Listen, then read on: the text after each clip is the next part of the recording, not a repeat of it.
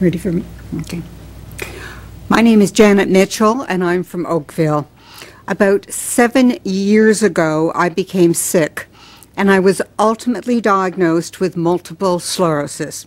The MS Society was very helpful and provided me with a great deal of information. They told me that Canada has the highest incidence of MS in the world, and that this is both baffling and unexplained in our country. MS is a neurodegenerative disease. It can lead to paralysis. In my case, I was regularly dizzy, staggered, and my eye turned out. I soon needed a cane, and a nurse at McMaster University told me that I should actually be using a walker to avoid falls and breakage, and that I should prepare myself for the fact that I would soon be in a wheelchair. Well, obviously, it wasn't long before my condition worsened and the stairs in my house became unmanageable, and we had to sell our house and move into a one-story apartment. This has been a life-changing experience. If you're wondering why I'm talking about MS at a meeting of Lyme disease, it's because it turns out I never had MS. For 5 years, I kept getting worse. I was going downhill at an increasingly rapid clip, but my research finally led me to Dr. Kropp's clinic in Mississauga, where I was diagnosed with chronic Lyme disease and started getting treatment. After 2 years of treatment, I've left the cane behind. I'm reasonably stable. I'm not yet back in my dancing shoes, but I can manage in sensible shoes just fine. Along the way, many doctors have told me there is no such thing as chronic Lyme disease. I've been told Lyme doesn't even exist in Canada, and I've been warned about the long-term use of antibiotics.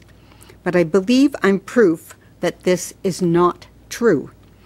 Why are doctors not actively looking for Lyme as a possibility?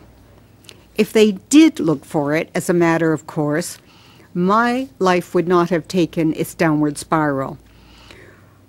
Early on, I went to my GP with a skin rash that was caused by the tick that bit me at Point Pelee on the north shore of Lake Erie. My doctor said it was nothing, and it would go away on its own. Well, it disappeared, but it didn't go away. Soon after, I developed a case of shingles. Once again, I went to the doctor, who told me to get my nerves under control, and they would go away. Wrong again. Eventually, I started to get dizzy and trip and stumble. And eventually, I was diagnosed with multiple sclerosis, a disease which doesn't go away. The neurologist told me, when I asked, that I should just go home and live with it like other people do. There was nothing that medicine could do for me. This was my new identity. I had MS, and my life had to change to accommodate this new reality. But here I am 2 years later, after finding Dr. Kropp's clinic, being diagnosed with chronic Lyme disease, and receiving extensive antibiotic therapy. No cane, and feeling quite well. My incurable multiple sclerosis miraculously seems to be clearing up. How many people are there who haven't been as fortunate as me? How many people are there who have been told they have incurable MS, when perhaps what they have is a potentially curable case of chronic Lyme disease? Is it possible that people who haven't found a doctor trained to diagnose and treat chronic Lyme could be cured? Isn't it high time we found out? Thank you.